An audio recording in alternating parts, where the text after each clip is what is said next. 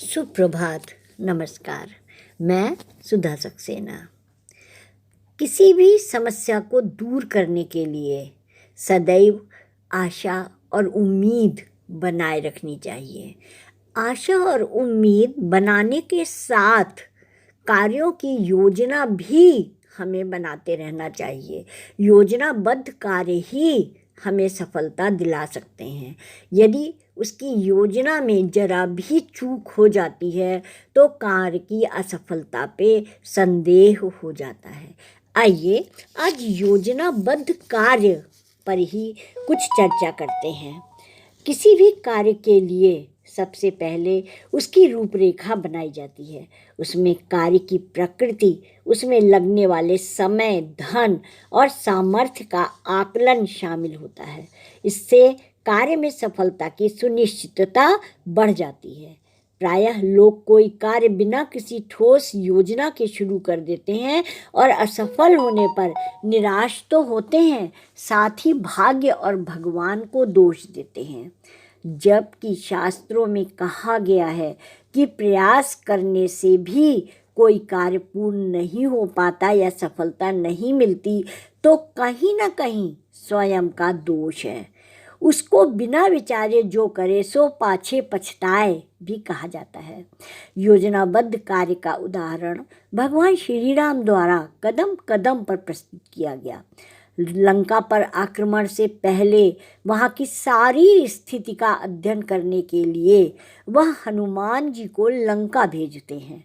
लंका के भौगोलिक, सामाजिक और सामरिक सारी क्षमता का आकलन कर हनुमान जी विस्तृत जानकारी श्री राम को देते हैं। और जब श्री राम को खुद लंका की जाने की बात आती है और बीच में समुद्र पर मार्ग बनाने का प्रश्न उठता है, तब उनके अनुज श्री लक्ष्मण जी तत्काल ही उस कार्य को अंजाम देना चाहते हैं और पुल बनाने का उद्यम करने लगते हैं।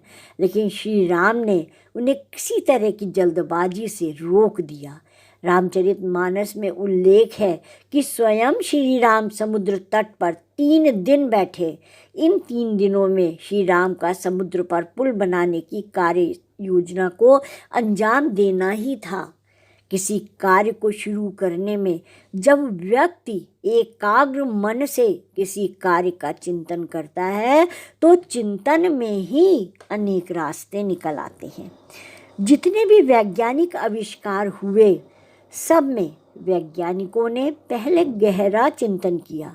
माना जाता है कि ठंडे मन से किसी भी विषय पर सोचने से सरल उपाय निकल आते हैं, जबकि प्रायः व्यक्ति जल्दबाजी तथा शॉर्टकट रास्ता तलाशता है।